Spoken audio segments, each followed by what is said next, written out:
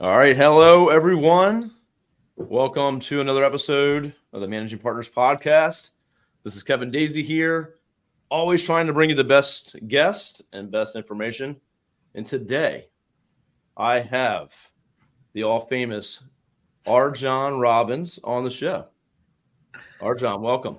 Hey, Kevin, how are you? I've listened to the show for a while here. I'm glad to Yep. finally be on. Thank you for having me. Well, we had to pull some strings, but we were able to get you a spot. So I go where my team tells me to go. I do what my team tells me to do. No, I appreciate it. So everyone tuning in, attorneys, if you don't know RJon, I'd be shocked, but I like to pretend as if you may not. So I want to have RJon give a little bit of a background on himself, where he is now and what he's up to and how he got there. So I always like a good story. And so we'll start with that. 1 second before that, RJon, you can go to howtomanage.com. If you're listening on audio, it's howtomanage.com. You can see RJon's companies and check him out. And we'll get into more of that in just a moment and dive deep into how he helps law firms grow and scale. So RJon, give us a little background on yourself, sir. Well, how far back do you want me to go? I'll tell you today how to manage a small law firm. We manage almost 700 of the fastest growing, most profitable law firms that anyone will probably ever see, hear of, or imagine. The biggest challenge we have in marketing is people don't actually believe that what we do regularly is possible. But 10 years ago, I was flat broke. And I think it's important. I like to tell both bookends of that story, because I like to tell people that, like, literally, if I could do this, if I could go from being flat broke in 2008, 2009 to, Inc. 5000, 9 years in a row, $30+ billion in revenue. I mean, like, anyone can do this. It's anyone can build $1 million law firm in about 36 to 48 months, literally from scratch, regardless of practice area, regardless of what market you're in. I mean, there might be some bizarre, weird, you're living in the middle of Alaska with nothing around you but reindeer. And, even now with the internet, you could still do it. The point I'm trying to make is I don't think people really care that much about me. I think people care about what How to Manage can do for them. And so if you want me to tell you all about me, I'll be happy to, indulge and tell you all about myself. But I just think it's probably more important for the audience to know what How to Manage can do for them. And a lot of what we can do for them and a lot of what we will do for them, we can do for free, and we will do for free. We have an app that they can download for free. All kinds of resources, because we don't need to hide anything. You want me to tell you about me? I mean, you want to know where I grew up? I grew up in Miami. Well, I will say this. I have a dog. His name is Peanut. Well, so I appreciate that. And I think, I'd rather focus on how to manage and what you do and how you can help these folks. And that's what the show's all about. And so just to kind of back up and give my perspective. So I'm in law firm marketing. So we're literally trying to help law firms grow, but we're on the outside, right? So we're not able to control operational things. We're not able to control their sales processes. We're not able to make them profitable necessarily. So, but what I do see, and so I have a sheet. So if a law firm calls me, like, hey, we're interested to talk, I interview them, and I have about 40 questions that I ask them. What is your revenue? What's your average client worth? What is how many leads are you getting right now from different sources? What does your current agency engagement look like? Have you had multiple agencies? We asked a ton of questions, and I don't show them anything. I don't share anything. I don't walk them through a slide deck. It's an interview. It's are we a fit for you? Do we feel like we can help you? And are you in the right place with your business to be able to hire us and have a good relationship?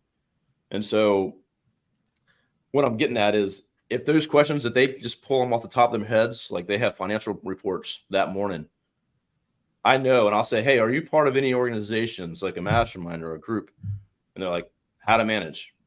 And so I can pick them out of a group now very quickly, just because of the way they carry themselves, the things they're thinking about. And every how to manage member that's a client of mine or a prospect knows their numbers. They know everything off the top of their head. And most business owners don't have a clue about any of that stuff and how it affects their business. So the testament to you all that if I see a how to manage member, I already know they're a how to manage member just by having a conversation with them. And so whatever y'all have done and the systems you've put in place and the help you've put in place is very obvious when I talk. Well, I'll tell you what we do. And I'm happy to share this with your audience, and I'm happy to share this with anyone. And I've been sharing the same thing. I've been standing on some soapboxes preaching this stuff for 20 years now. I started off, I was being a little facetious earlier about no one really cares about me, but let me give just a smidge of background. I'm bringing it back. Well, just a little bit, just because I think it gives some context. I went to law school basically because I didn't know what else to do, because I was just a total fuck up 23-year-old who majored in partying and girls in college. And I just needed a place to hide out. So I went to law school. When I graduated from law school, I started my own law firm. I worked for a federal bankruptcy judge for a little while, and then I started my own law firm, and it was a disaster. I didn't know anything about marketing. I didn't know anything about sales. I didn't know anything about production, workflow processes, systems, procedures, standardization. I didn't know anything about hiring, training, managing, making a profit with people. I didn't know anything about financial controls.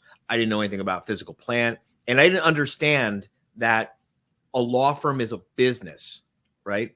Part of the way that I grew my business, this might shock you as a digital marketer, but I originally built my business, how to manage a small law firm, after I was broke. I had no money, I had no resources. So I just went and got in front of audiences, and I got together with local bar associations all over the country. And I would stand in front of these audiences and I would talk about the business of running a law firm. I'm getting ahead of myself. Let me back up. So I had my own law firm. It was a disaster. It was losing money. It was making me miserable. I was stressed out. I didn't see any hope. And then I discovered that the Florida bar had a department called the Law Office Management Assistance Service. And the Law Office Management Assistance Service was created back in 1980 when the president of the Florida bar at the time, a guy by the name of Sam Smith, he realized that the bar was prosecuting more lawyers because of law firm management problems than any other reason. 54% of bar grievances filed nationally, by the way, and not coincidentally, 54% of malpractice actions filed nationally start off as a avoidable law firm management problem. The owner of the law firm doesn't really think of it like a business, and so don't treat it like a business. And so they don't put the processes and the systems and the procedures in place for it to run like a business. And so it runs over them and, makes their life miserable and creates all kinds of problems. So there I was running my law practice, and it was making me miserable. And I discovered the Florida bar had the Law Office Management Assistance Service. And I called them for help. And I told them the problems that I was having. And they were able to very quickly and very easily, I thought I was some special snowflake with some special problems. And no. Well, you are. No, I'm not. It's listen, I can't remember the last time someone brought me a new, interesting, novel, unique law firm management problem that I hadn't seen at least 100 times before. And that's good news. Yeah. That no one wants to be the person they named the disease after, right? What you want to do is you want to go to the doctor and you want the doctor to say, oh, don't worry. We've seen this hundreds of times before. We know exactly what to do. You'll be back on your feet in no time. Don't worry about it, right? That's the rational thing. Yeah. So they said, look, the problems you're describing are effects. They didn't say it in exactly these terms, but the problems you're having are effects. These effects are caused by certain actions or inactions. And if you'll change these actions, the effects will get better and take care of themselves. And so I did what they said to do. Things got better. I called them back and I said, here's my next problem. And they told me what to do. And I did it. Things got better. And I called and said, hey, now I have a new problem because the solution to the old problem created a new and better problem. What do I do now? Anyway, this went on for months. And my law firm started to turn around and start to work for me instead of me having to work for my law firm. And I said to J.R. Phelps, who was the director of the Florida Bar Law Office Management Assistant Service at the time, I said, hey, listen, I'm having a lot more fun with the business side of my law firm than even the practice of law. And to make a very, very, very long story short, he ended up recruiting me, and I became the first and still today the only lawyer in the history of the state of Florida to serve as a full-time small law firm management advisor. And so I was there for almost 4 years. And it's a documented fact that during that time, I worked with over 9,000 law firms on every aspect of starting, marketing, managing, buying, selling, you name it. If there's a way to screw up the way a law firm runs, we've seen it, right? And it's not like I'm so smart. I'm not like coming at this and saying, I'm smart and you're stupid and that's why I know how to fix your problem. No, it's just that I've seen it over and over and over and over and over again, right? And what you're saying too, it's it's not just like anomalies. Like the problems. They're the same for every law firm. Look, if you go to the store and you buy one of those boxes to make a cake, right? And you follow the instructions on the box and you put in the egg and you put in the milk and you put in the water and you mix it up the way they say to mix it up and you put it in the right size pan that they say to put it in and you stick it in the preheated oven at the right temperature that they say to preheat the oven and you leave it in the oven for the right amount of time that they say to leave it in the oven for. Are you surprised when a cake comes out at the end? Is it like, oh my God, how did that happen? It's engineered. Look, law firms are very simple businesses to run. That breaks the heart of thousands of lawyers right now listening to this. Law firms are very simple businesses to run. Compared to an HVAC company, compared to a moving company, compared to a restaurant, compared to a shoe store, compared to any of these other kinds of businesses that, if we're all being honest with ourselves, we know most lawyers look down on the people that own those businesses. Oh, look at me, I'm special, I own a law firm. Yeah, their businesses are more complicated to run than yours is. Law firms are very simple businesses to run. I'm sorry? Yeah. I said supply chain, equipment, all kinds of other. Oh my God, there's so many more moving parts. A law firm. Let's start off with barriers to entry. There's way more barriers to entry to start a restaurant or an HVAC company or a shoe store than there are barriers to entry to start a law firm, right? Working capital. You need way more working capital to start and to continue running and growing an HVAC company, a restaurant, a shoe store, you name it, any other kind of a business practically than a law firm. Staffing complexities, right?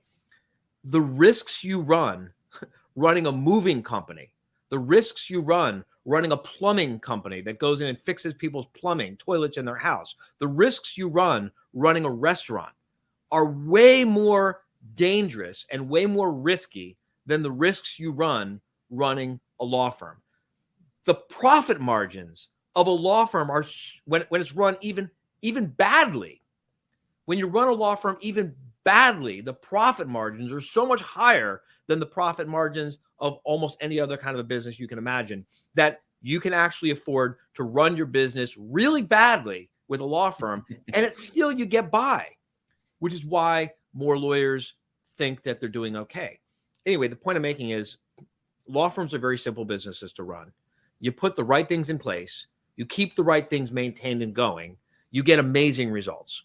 You don't put the right things in place, or you put them in place and then you neglect them, you're going to get predictably bad results. And, this is why I say it's like, I'm not a genius. We got an amazing team of professional law firm management advisors, CEOs who come in and they provide CEO services and COO services and CFO services and CMO services for hundreds and hundreds and hundreds of small law firms all over the country. We're not geniuses. It's just not that complicated if you know how to do it. And if you keep doing it and doing it and doing it and doing it and doing it day after day after day after day after day after day after, which is why lawyers don't do it, because it gets boring. We do the boring stuff. No, I mean, you're spot on. And, I do have guests on the show here that, they run as a business, they fall in love with the business side. And I've had a lot of folks I talk to, I've had a guest or prospects that don't show up because they're tied to their desk. They've had the law firm for 30 years. They have an admin assistant, and they're in court or running around like crazy. And I don't know if there's anyone that can help them at that point, but they're just completely working 6 days a week, tied to their desk, not scaling, not growing. We help hundreds of people like that every single year. Yeah, and I try to refer them to you, to be honest with you. Yeah, I mean, those aren't like our favorite kind of people to work with, but we do help them, hundreds of them every kind of year. Our favorite kind of person. Look, people come to us, people come to How to Manage in two states, right? They come to us in a state of inspiration. They come to us in a state of desperation. It's much more fun to work with someone who's coming to you inspired because they've had a taste of success and they know what's possible. And they're like, help me squeeze everything I can out of this thing and use it to give myself and my family a better life. And of course, we also work with people who are desperate and they're like, I can't keep doing this anymore. I don't know what to do. I don't see light at the end of the tunnel. Just help me. Either way, the worst people to work with are those ambivalent people in the middle, which, by the way, there's a piece of marketing advice for every lawyer listening to the podcast or watching the podcast.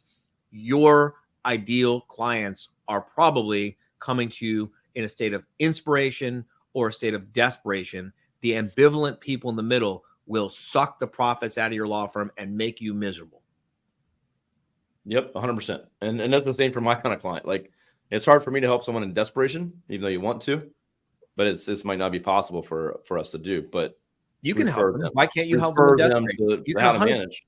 Kevin, you can 100% help someone in a state of desperation if they're really desperate. I think the problem is they say they're desperate, but they're not really desperate. Yeah. See, a desperate person is willing to heed the advice, what we call talle astuya. Talle astuya means take all your excuses and shove them up your ass. Just fucking do this. Let it work for you. A person who is not desperate enough, what they're going to do is they're going to say, well, explain to me how this works. You don't need to know how it works. I mean, do you know how the anti-lock brake system on your car works? No, you do not. Right? You do not know how the brakes in your car work. And yet you get in your car every day with your family and you drive and you expect them to stop and you rely on them. Do you know how the lights work in your house? No, you flip the switch and the lights go on. There's a million things in your life you depend on for your life, and you don't have a clue how it works. And you don't need to. You don't need to. You need to know that it works, and you need to know that if it doesn't work, it's not really going to do you any damage, right? So you do a small test, and you get a little result, and it works, and then you reinvest a little bit of time and energy and faith and hope and trust and belief and some money, and then it works a little bit better. And so you reinvest and it works a little bit better, and you reinvest and it works a little bit better. You can help desperate people. I think that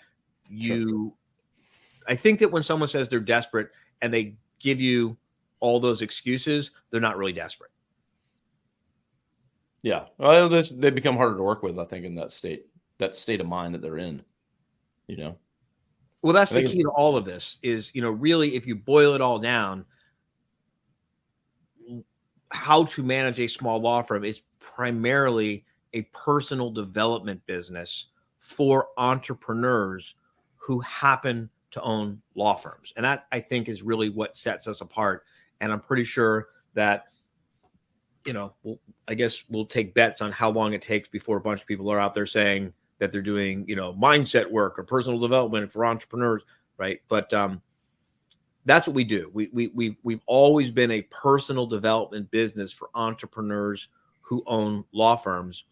And then we come in and we put in the marketing systems and the sales systems and the operational systems and the staffing systems and the financial control systems and the dashboard so you can track and know what's going on in your business, to help you go away for 30 days with emergency access only, which is really what we try to achieve with our members. But really, it's all about mindset. Because how many lawyers listening right now would like to disappear for 30 days? And totally doable. And your law firm still runs. 100% totally doable. You can take the worst shit show imaginable and you can get it to the place where you can be away for 30 days with emergency access only. And while you're away, the marketing's still working, sales is still converting prospective clients into paying clients, the work's still getting produced, you're still got revenue coming in, the bills are still getting paid, the staff is still being managed and controlled, the firm is still profitable, clients are still being served, clients are happy, and you get a dashboard while you're away to know that everything's working the way it should be working. And that's why we say away with emergency access only. And if there's an emergency, you'll know there's an emergency. You get up off the beach, you go to the business center, you solve the emergency, you go back to your family. Or, a lot of our members, what they do is they take that 30 days off with emergency access only, and they work on the business for a month, and then bam, take it to the next level. And that's really fun too. Well, a good example. You were just in Paris for how long? I was gone for that whole trip for 45 days. About a month of it was Paris. Sure. Then we went to California. Yeah, but how many emergencies did you have to respond to? Or I know you were working on the business, I'm sure. Yeah, emergencies, none. And by the way, that trip, there were no emergencies. I don't want to pretend like I don't have to. Listen, I was in the jungle. Case in point, I knew you went on that trip, and I know, that's proof that, you can go away. You can get this to happen. It can work. Oh, I only work in my business about 90 days a year. The rest of the time, my business is running for me without me, except on an emergency basis. If there's an emergency, I step back in. Got it. Yeah. So how many folks listening would like to be at that point, right? So, who my favorite people to work with are? My favorite people to work with are expectant first-time moms. I love working with expectant first-time moms. They come to us and they're like, I just got pregnant. In 9 months, I got to take a real maternity leave. They are ready to take all their excuses, shove them up their ass, and just get it done. And in 9 months, bam, we can make things happen. Those are my favorite people to work with because they don't make excuses. They got a real strong, powerful motivation to get it done. They got a timeline, right? They gotta meet it. So yeah, that's interesting. That makes sense to me. Yeah, having a kid will smack you in the face real quick. So absolutely. Yeah. So what actually, so with how to manage, we have a lot of clients. I was telling RJon, we have a lot of clients that are members, and they hold our feet to the fire. They're they got their shit together, and we've worked with a lot of your CFOs, CEOs, CMOs directly on calls with our clients, and so how to manage is got these expert people sitting there with you as a law firm, looking over these things and walking you through the process and putting these things in place. So it's not just a DIY type of situation here.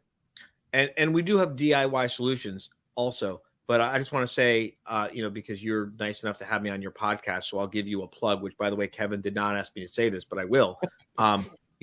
If the report that I got back from our CEOs and our CFOs and our CMOs was that Array sucks, I would not have accepted the invitation to be on the podcast. Well, I appreciate that. I really do. Well, because we get a lot of invitations, and the first thing I do is I talk to my team. I'm like, "What do you know about this company?" And they're like, "Oh no, don't go there." Yeah, because it looks like you're somewhat promoting for some reason. Yeah, I just yeah, don't want to be associated with people who don't do good work. I appreciate that, and that means a lot. I really appreciate that. And but again, how to manage. When we have a member that's how to manage, we know it. I know it before they even walk in the door, and they just carry themselves differently. Again, they know their numbers. They know everything. It's like they've been trained. They're just a totally different person. They have been trained. James Grant, out of Georgia. He's a member. Yeah, he's I know Jimmy Grant. Yeah, Jimmy. He was on. I don't know all of our members, but I know Jimmy. I wouldn't expect you to know all of them. But Jimmy, what an awesome story he's got, and he's dialed into it, and he's got a unique business model, doing some really cool things, and he's like, man, I wasn't smart, I didn't do well in school. He's like, I don't even deserve to be where I'm at. He's running a law firm like a business. He does deserve to be where he's at. That's the thing. You deserve to be where you're at. Yeah, but you deserve to be where you're at if you do. Look,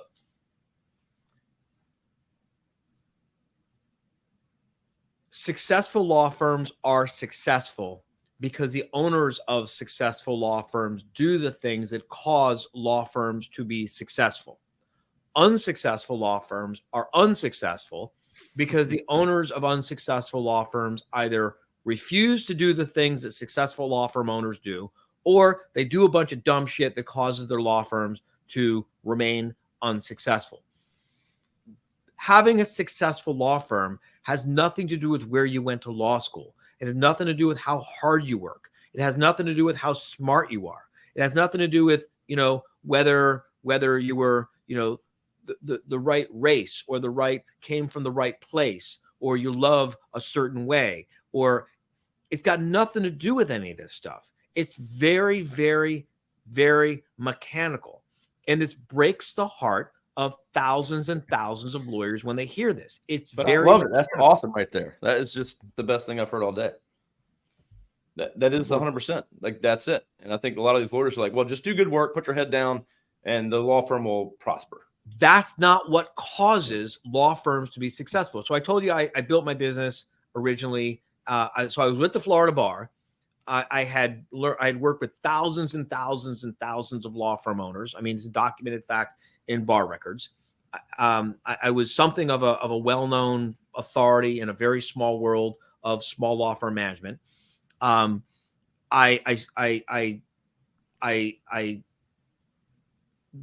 my wife got sick, and because I had failed to follow my own advice about creating processes and systems and procedures and all the stuff we teach our members to do now and help our members to do now, because I'd failed to follow my own advice, when Allie got sick, my whole practice fell apart, like really fast.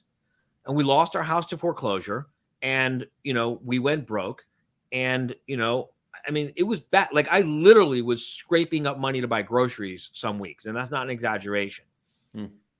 And it's because I didn't do the things that owners of successful businesses do.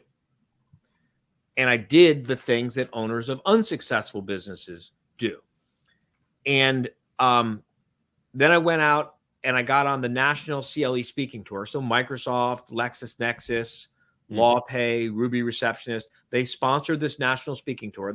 I went on the road and basically taught thousands and thousands and thousands of lawyers with local bar associations and law schools about the business of running a successful law firm. And I forgot where I was going with this. I had a point. I totally forgot my point. You said something. Well, you basically, I think we were talking about, I was talking about Jimmy Grant and, being smart enough for. What was I talking about? This is how they know the show's not scripted. This is not, because I totally forgot. I'll bring in an actor. I was going to make a really good point too. It was going to. Oh, this is that. Now I remember what it is. You lost everything. Now I remember. So I was on the. So I was. You got to put that down. It's distracting the shit out of me. I'm sorry. You can go and do it outside, but doing it there. My tech guy who set up all the lights and everything, he's sitting there watching, which is fine, but he's like checking his phone. It's like distracting the shit out of him. This is all part of the script. I promise. I had an assistant years ago, and she would take notes on her phone. She's what I refer to as a fucking millennial. And she would take notes on her phone, and it would drive me insane because I'm old school, right? I'm 52 years old. So she'd be like, look, I'm taking notes. This is all business. I'm not checking my email or text or whatever. And I'm like, I know, but it just drives me crazy. Anyway. That's why when I do interviews with attorneys that are prospects, because if I'm on my phone on a video call with you, you'd be like, what the hell are you doing? Right. Like, I'm taking notes for real. This is a pet peeve of mine. And it's ironic because one of my biggest pet peeves are people who have pet peeves. But anyway, the point I'm making, I remember the point of the story. The story was I used to go and I'd be in front of, lawyers, like 100 lawyers at a time in the national CLE speaking tour. And I asked them a question. And the question is, what's the business of a law firm? And I was in front of thousands of lawyers over the couple of years that I was doing the national CLE speaking tour. And after I only got like 23 correct answers, thousands of lawyers, only 23 correct answers. Nowadays, I get correct answers all the time because people watch my videos. But there was a time where like no one ever heard of me, and I only got 23 correct answers. What's the business of a law firm? And the problem is lawyers confuse the job of a lawyer with the business of a law firm. And I say, okay, well, and they say, well, the business of a law firm is to protect people's rights. The business of a law firm is to enforce the law. The business of a law firm is to help people with their legal problems. The business of a law firm is to make clients happy. The business of a law firm is to, someone would always be a smart ass. The business of a law firm is to make money. No, that's not the business of a law firm either. And I say, well, what's the business of a restaurant? What's the business of a hotel, right? The business of a hotel is to rent rooms. The Ritz-Carlton and the Motel 6, they're in the same business because they're both in the business of renting rooms. Now, the Ritz-Carlton uses one strategy and the Motel 6 uses a different strategy, but they're both in the same business, right? Did we rent more rooms at a lower cost of rent of acquisition and a lower cost of goods sold to deliver the service? The business was more profitable, right? What's the business of a restaurant? The business of a restaurant is not to serve food. I serve food in my house all the time. That doesn't make me a restaurant. The business of a restaurant is to sell food. That's the business of a restaurant. Ruth Chris Steakhouse, McDonald's, both in the same business, right? They're both in the business of selling food. They have different strategies. They serve a different avatar. Different processes. Different product, but still the same business, right? If you went to the owner of a Ruth Chris Steakhouse and you said, listen, if you'll install plastic tables and chairs and bolt them to the floor and put a playpen out back, you'll sell more $100 steaks. That's something maybe we should consider, right? But it's a different business model. So the problem is most lawyers who, by the way, in to let everyone off the hook, I went to law school too. And they didn't teach me anything in law school about the business of running a law firm. They didn't teach me how to market legal services. They didn't teach me how to sell legal services. They didn't teach me how to sit down and document processes and systems and procedures so that my law firm could efficiently, consistently, predictably, profitably, and professionally deliver a high quality work product, even when I'm not there because I'm on a way for emergency access only. They didn't teach me how to hire, train, manage, and make a profit with staff. Even if I didn't happen to take, but even if I took employment law classes, they don't teach you that in employment law classes on how to hire, train, and manage and make a profit with staff. They didn't teach me financial controls. They don't teach us in law school about the business of running the business of running a law firm. Law school is a trade school. Law school teaches you the trade. They teach you how to do the job of a lawyer to work for the owner of a law firm who runs the business of a law firm. So the business learning how to weld, right? It's a trade. The business of how to do the weld, not to run a welding company. I'm sorry, say again. I'll say it's just like if you were taught how to weld, right? Yeah, You go learn welding. the trade of welding. It doesn't mean you know how to run a welding company, right? So Exactly. Welding was going to be my next example. that was part of the script I have right here. So Yeah, welding. Make sure we talk about welding. So I'm laughing because I actually do know how to weld. yeah, I actually want to get a welder, and I build stuff all the time, and that's the next thing on my list as well. So After the podcast is over, let's get on a Zoom and I'll take you into my basement. I have I used to sculpt with scrap metal. oh, cool. And I have with a TIG welder, and then I used a MIG welder. Yeah, and a blowtorch. Well, we're going to say that for another episode. Yeah. Welding with RJon. In my bookshelf here somewhere, I've got like all my welding books. But anyway, oh, that's cool. Yeah. The point I'm getting at here is the business of a law firm is not the same thing as the job of a lawyer, and this is really how we're able to transform the performance so quickly. Is because we change the mindset of the owner of the law firm. And most of our members, if you talk to them, if they've been with us for any length of time, and I'm sure if you ask Jimmy, you say, what do you do? And they're going to say, I'm an entrepreneur, right? Yeah. I'm an entrepreneur and I own a business. And the business that I own happens to be a law firm. The business of a law firm, for everyone who's listening, so I don't want to leave you on a cliffhanger and hide this.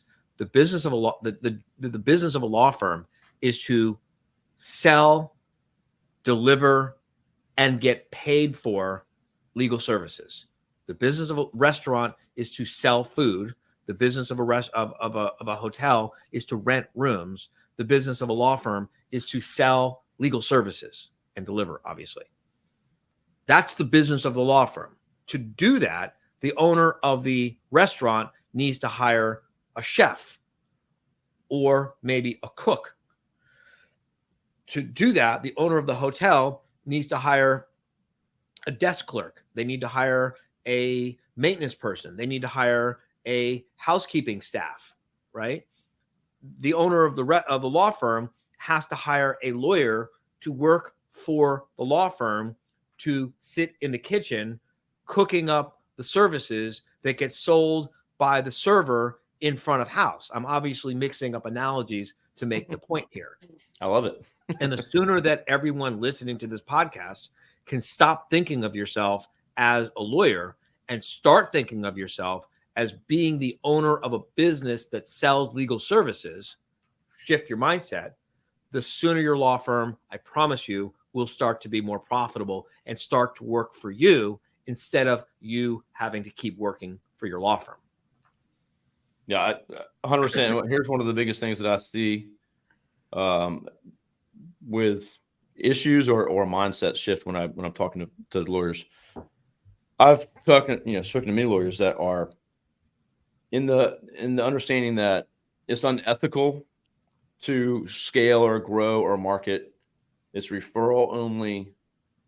That's I'm all about the law and I'm by the book.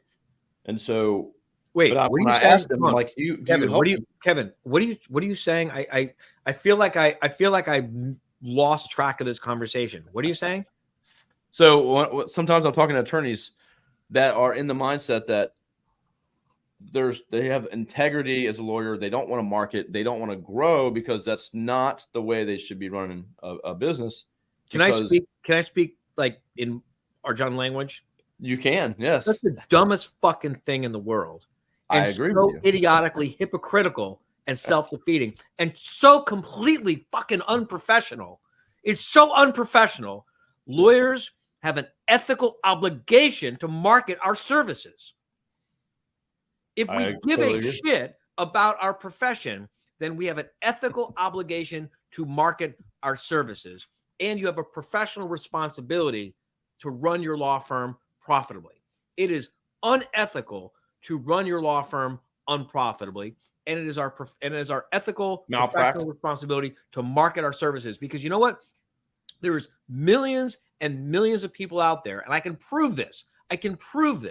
There are millions and millions of people out there who are unserved by the legal community because they don't know a lawyer. They don't know anyone who knows a lawyer. They don't know how to find a lawyer. And so they're just getting screwed over and screwed over and screwed over and screwed over in life because no one is putting legal services in front of them. That's what marketing is. Marketing is when you educate prospective new clients to help them understand that they have a problem they don't even know they've got. You're not causing the problem by shining a light on the problem, and then show them how they can begin taking steps to make their life better. That's what marketing is. And there's millions of people out there whose lives could be improved if only a lawyer cared enough to do some marketing to educate them, to show them how they can have a better life. Amen to you, brother. So and don't even get me started. It's a whole different podcast on these lawyers who run unprofitable law firms and commit. I mean, running an unprofitable law firm is fraud. It's fraud in the inducement when you have an unprofitable law firm with no business plan and you fraudulently induce a person to do business with your law firm when you have no plan for how the law firm will stay in business long enough to finish delivering the service that you've sold them on. You get 100%. with this and then and then to take it to your staff and your family and everyone else that's affected by it if it's going into the ground, right? Listen, who gives a shit about your family and your staff? I'm being facetious, right? I'm talking about the lawyers who want to like throw themselves on the sword and be like, oh, look at me, I'm ethical and professional, and I'm above marketing and I'm above pecuniary gain. And they're totally oblivious to the effect on their clients when they run an unprofitable law firm. No client wants to hire an unprofitable law firm if the client were to be told the truth. If this is part of the reason that I don't get invited back to a lot of podcasts and why I didn't get invited back to a lot of speaking engagements, because I would stand there in bar associations all over the country and I would walk lawyers through this logical process of thought, and they would reach the inevitable conclusion that they were running a fucking Ponzi scheme and they should actually be disciplined by the bar because of how they run their law firm and how they fraudulently induce their prospective new clients to do business with their law firm. It's fraud. Well, you said 54% at the Florida bar was due to mismanagement of the law firm. Listen, what's it called when you what's it called when you, and your audience should know this, what's it called when you misrepresent or leave out material factors to induce a person to do business with you? Malpractice? Kevin, no, that's not malpractice. That's called fraud in the inducement. Fraud in the inducement. You induce a person to do business with you by either actively misrepresent facts or you don't disclose facts that you know are material to their decision. Yeah? That's fraud in the inducement. You're going to go buy a car, Kevin. The owner of the car knows something about the car, which if you knew this about the car, they know you wouldn't buy the car, right? Yep. So they don't tell you about this problem that the car's got, and you buy the car. That's fraud. That's called fraud in the inducement. There's a cause of action that lawyers sue people for all the time because of this exact fact pattern. You get it? Yeah, most law firms do it themselves. Well, imagine you've got a prospective new client, right? You've hired Array Marketing, and Array Marketing has gotten you all these leads, and you've listened to advice on how to convert the leads with a good intake system, and the prospective new client has scheduled the appointment, and then you've got a good system in place to do what we call a glide path to get them ready for the appointment, so that when they arrive to the appointment, they're already preconditioned, pre-educated, and predisposed to want to hire your firm. And you have the sales meeting with them, and they say, great, I want to hire your firm. And you put the engagement agreement in front of them, and they pull out the pen to sign it. And you say, hold on a second, I need to disclose some things to you so you have all the facts before you make this decision to hire my firm. And they say, oh, what's that? And you say, well, number one, I have no business plan, and I don't really have any idea how this thing's going to stay in business a year from now, other than hoping for the best, and I'm willing to work hard. Number two, I have no financial controls, and I don't really know where the money is coming from or where the money is going or how this thing is, whether this thing is really profitable or not.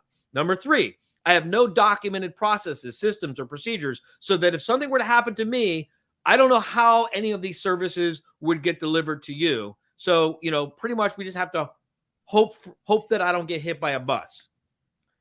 Number four, I am stressed out beyond fucking belief because of the cash flow roller coaster that I live on, and I'm spending the weekends scrubbing my own toilet and mowing my own lawn and arguing with my family over cash flow and financial problems, and I'm walking around brokenhearted because I can't send my kid to the great college that my kid got into because my law firm runs so unprofitably, and I'm literally like driven to distraction sometimes because of all these problems.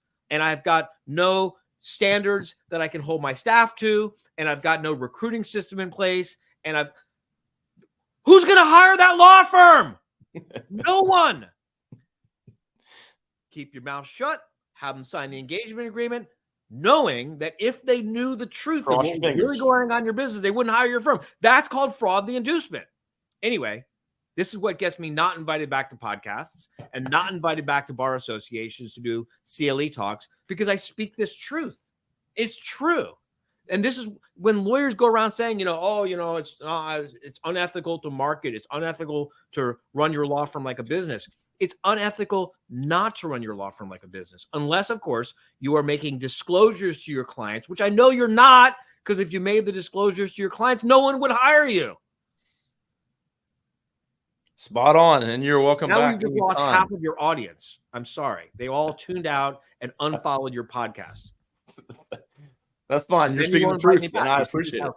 Sorry? No, well, the right audience that engages with us, because we believe in everything that you believe in, will take a lot from this. And I listen to your podcast. I know that I can say these things to your audience, because your audience is better than most podcast audiences who don't want to hear the truth. Yeah, hopefully they're not, if they're tuning in on this podcast, they should have a freaking good idea. So you're totally fine. Welcome back anytime. Thank you. I appreciate you speaking the truth. I really do. And that's something that I see all the time. And, I can't beat up my prospects necessarily sometimes on it, but I see that a lot. And actually I was talking to this one is an older lady, and she wanted to work with us, but she's really in a tight spot, making like 150, maybe, as a firm. Yeah. Gross revenue of 150,000 a year. And she's probably taking 100,000 a year out of the firm. If she's lucky, right? And she's probably working 60 or 70 hours a week is the problem. And if she would work less, she'd actually make more. And here's the double irony. She'd actually help a lot more people. That was what I got to. So she was telling me, well, I don't want to do much because, I really am passionate. She was bringing all this passion and how she was helping. It was like civil rights in our community, helping people. And she was so passionate about helping. She's like, I got to go. I got a client I got to meet with. And I want to market maybe, but I'm not sure. And I started talking to her. And about a week or so later, she called me back and said, hey, I was like, listen, right now you can help just a couple people. And you're telling me it's a big impact. What if you were to help hundreds of those people, thousands of those people, and you can lead the charge and growing and building that? And you could see that she was like, wow, that makes so much more sense. It's like, you're not helping enough people. You're getting one client a month right now. It's not enough. If you really want to have a positive impact on the world, have a big impact on the world. And the only way to have a big impact on the world is to scale up your law firm.